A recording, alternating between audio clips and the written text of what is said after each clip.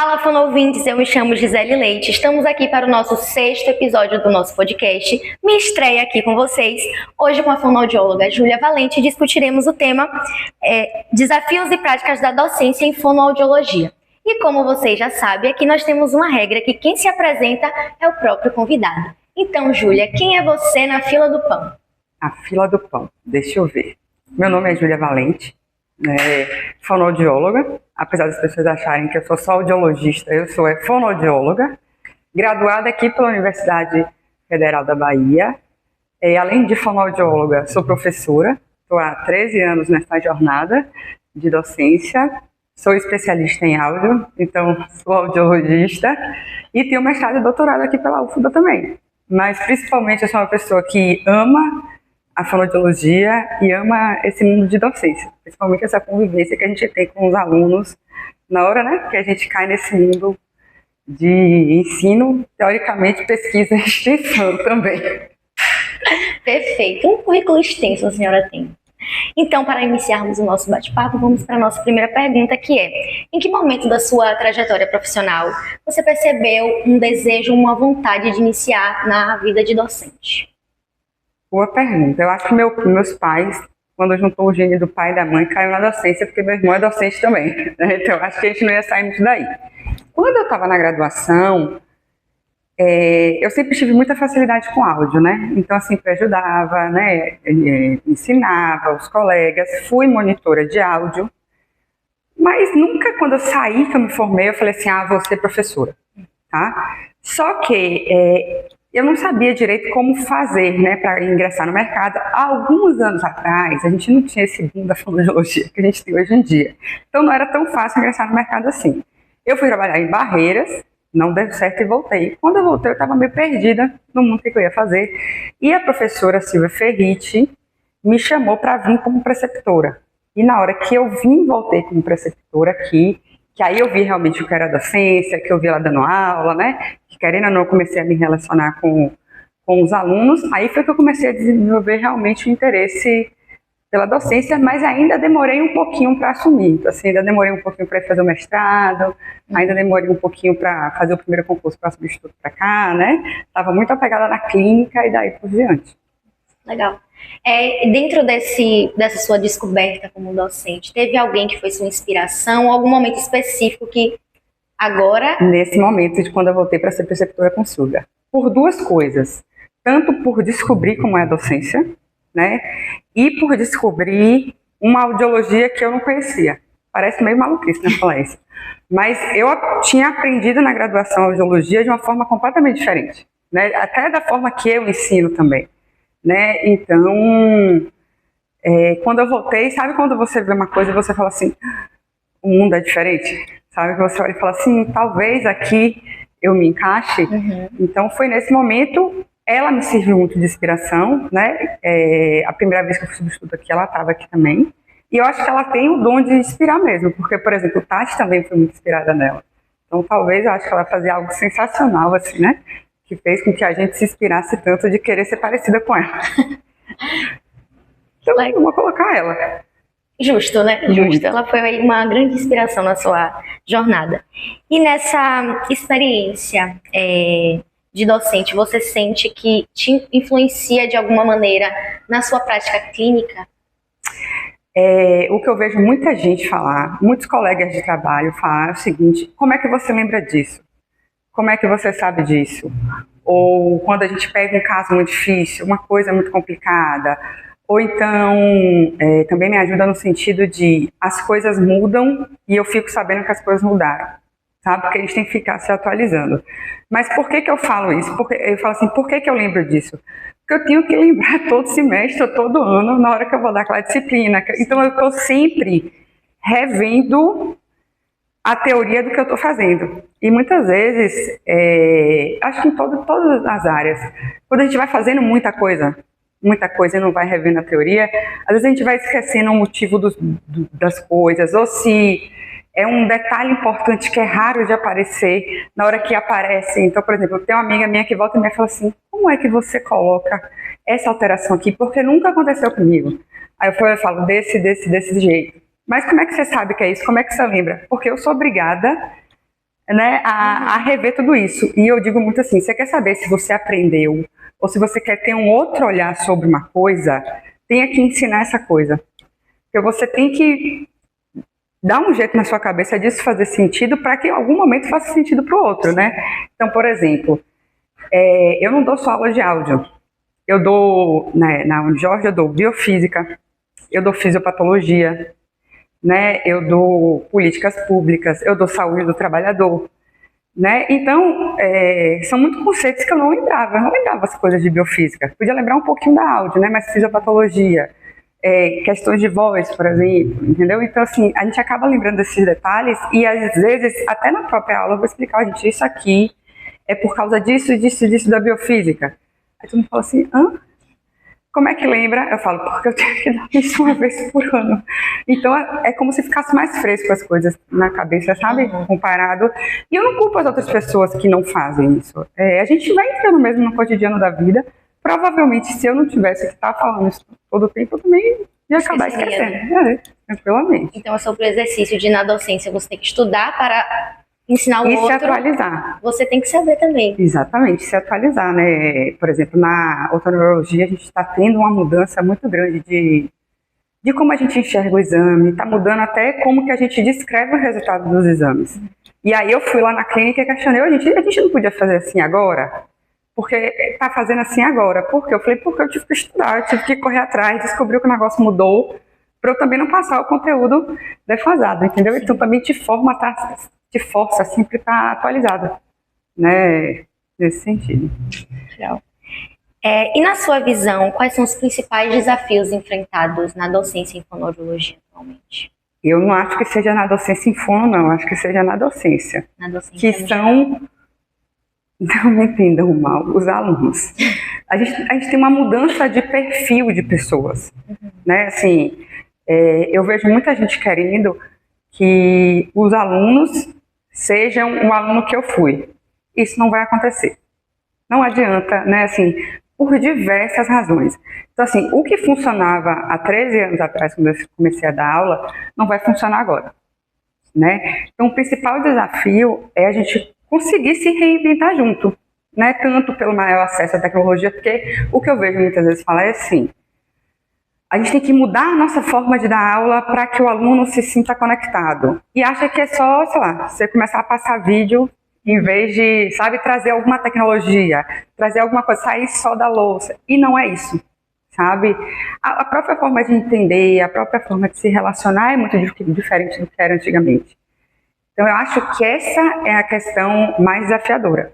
É a mesma coisa que eu falo com os meus alunos que a gente está dando disciplina de ética. Eu falo assim, eu não vou proibir você de usar o chat GPT, mas eu tenho que me reinventar para pedir algo a você que o chat GPT não resolva. Entende? Então, assim, eu acho que o desafio é a mudança que o mundo está passando, né? Com o uso da tecnologia e, ao mesmo tempo, tem muita gente muito aluno, né? E aí eu acho que cada um vai no seu contexto de vida. Por exemplo, no meu caso, como professora da parte de áudio, eu tenho que dar um jeito de reinventar essas questões dos números, né? Que para muita gente é difícil. Eu lembro quando veio a pandemia que virtualizou, eu tinha que dar aula de fazer cálculo num computador, né? Se eu já escrevendo na louça meu 5 é feio, imagine eu escrevendo no computador. Assim, era um negócio terrível. E aí eu acho que foi aí que a chave começou a mudar, que tinha que ser alguma coisa diferente, sabe? E aí, pelo menos esse é o jeito de eu ver. Eu acho que se a gente entrar na sala de aula, riscar o quadro, ficar e passar o conteúdo do livro sem ser de uma forma interativa, isso não vai dar certo. E o meu jeito de ver de professor é que, assim, eu não estou ali para passar o conteúdo, eu estou ali para que a pessoa aprenda, são coisas diferentes. Porque eu posso passar o conteúdo e ninguém da sala aprendeu uma vírgula do que eu falei, entendeu? Se ninguém da sala entendeu uma vírgula do que eu falei, provavelmente o problema sou eu. Uma coisa é uma ou outra dificuldade, né? A gente sabe que tem gente que estuda mais, tem gente que estuda menos, beleza, não tem problema nenhum.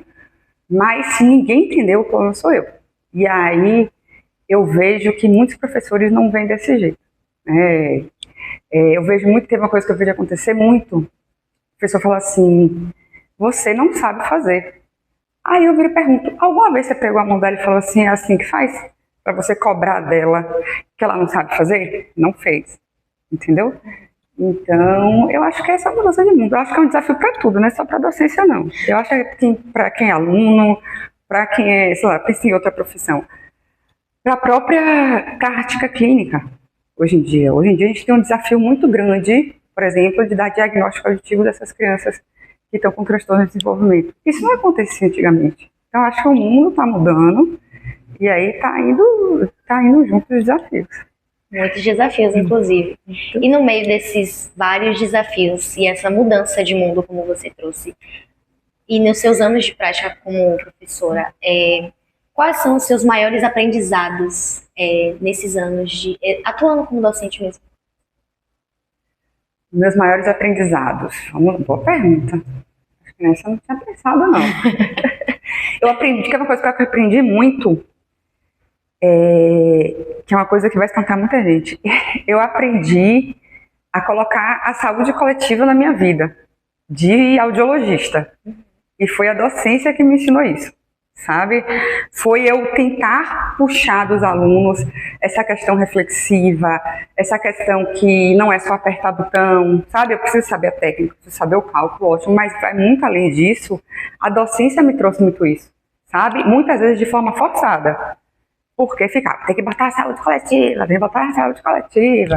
E a gente achava que era lá fazer uma sala de espera e resolver o problema. Colocamos a sala, sendo que ninguém está olhando com a sua cara e conversando com você na sala de espera que você está fazendo. Sabe? Isso foi uma questão. Outra coisa que a questão da docência trouxe muito para mim foi entender isso, que a gente é fonoaudiólogo, sabe? Então, eu vou aqui ensinar a técnica, mas no fundo está tudo meio relacionado. Sabe? Me ensinou muito isso.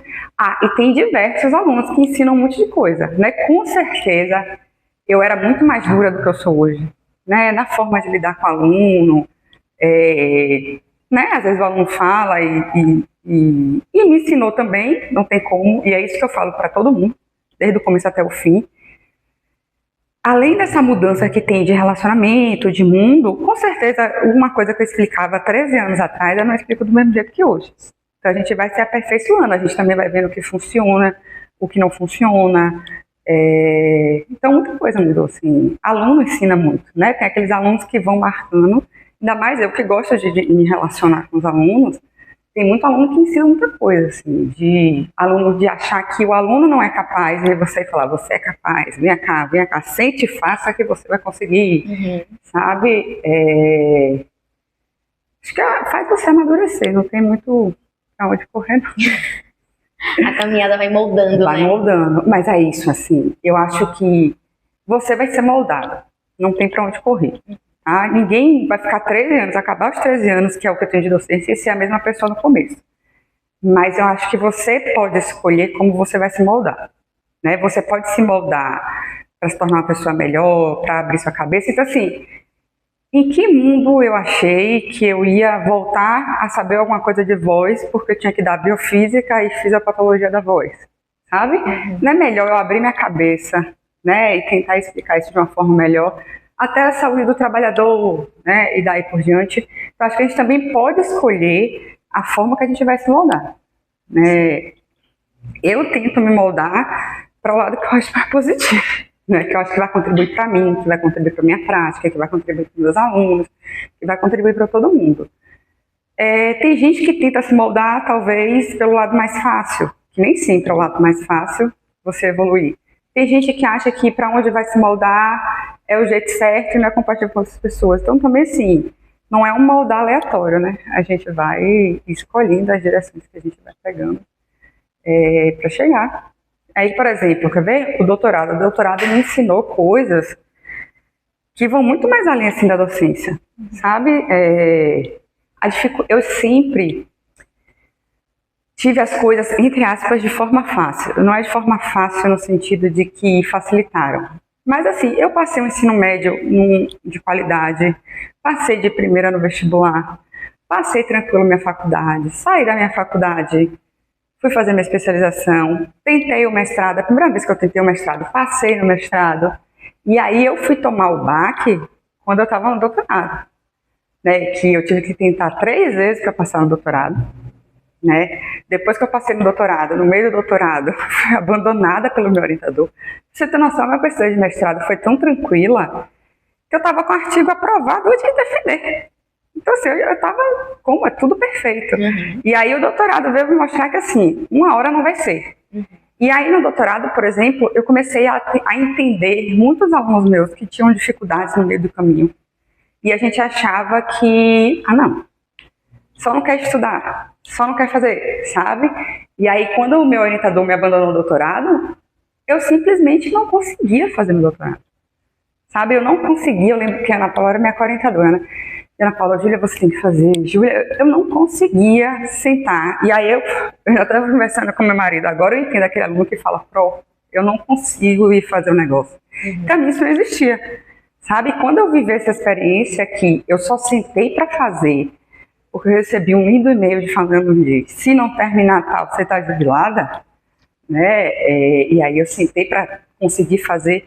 E vou dizer que está longe de ser o meu melhor desempenho de vida, sabe assim? E foi a primeira vez que eu fiz assim, sabe? É melhor o feito imperfeito do que o não feito. Enquanto tudo foi nessa perfeição. Então, assim, você começa a entender um pouco mais os outros, que muitos passam por essa mesma situação que você, e eu não conseguia ver, sabe? Eu falava assim, não pode, tá aqui, ó. Passei 1 milhão de coisas, você não fez. Assim também você não vai aprender, sabe? A gente sempre vai culpabilizando muito o outro nesse sentido. Então, eu acho que isso. Acho que assim, já fugi do tema há um tempo, mas aprendi bastante coisa com a docência. Agradecer aos alunos pelos ensinamentos. Uma visão ampliada agora, né, de vida. Da vida, da importante. E para nós finalizarmos, queria saber quais orientações, conselhos você daria para profissionais e estudantes que pensam em seguir essa carreira aí na docência? Querem ir para a docência. Primeiro, tem muito trabalho fora da sala de aula. Assim, às vezes eu tô com 2 minutos de fome, meu marido pergunta assim, e aí, tem coisa para fazer? Eu falei, quando não tem. Né? Assim, não tem. E quando não tem coisas para fazer, não existe. Você ou tem aula para fazer, daí por diante. Entender também que, assim, exige dedicação. Né? Exige uma necessidade de você estar se atualizando o tempo todo. Não que você saiba tudo, mas um dia o aluno vai chegar e vai te fazer uma pergunta, mas por que isso aqui? E você vai falar, então, não sei. Né? E aí você vai ter que pesquisar para ir atrás. Entender que, pelo menos essa é a minha visão, né? Se você chegar aqui, parar, e como se fosse uma apresentação de seminário, provavelmente ninguém vai entender bolufas, tá? Porque isso a pessoa pode ter no livro, né? E assim, aproveite a oportunidade que você tem de conviver com as pessoas. Sabe, uma das partes mais legais, tanto que todo mundo fala assim, porque fono não sei das quantas. Eu falo, pergunta, não. Sabe, assim, a quantidade de fono e de gente que eu conheço hoje em dia é gigantesca, tá? Então, eu acho que, assim... E outra coisa que é muito importante, e isso não é só para docência, é para qualquer coisa. Só faça se você gostar. Eu sei que tem situações que você não tem escolha, né? Às vezes você precisa do emprego, você precisa do trabalho, mas assim, se tiver oportunidade, só faça se você gostar, sabe? Não dá não ficar, chego lá, os meninos ficam conversando, eu me estresso, eu não gosto, não faça, sabe? Porque você pode... É uma coisa que às vezes as pessoas não percebem, que é a responsabilidade que a docência causa, sabe?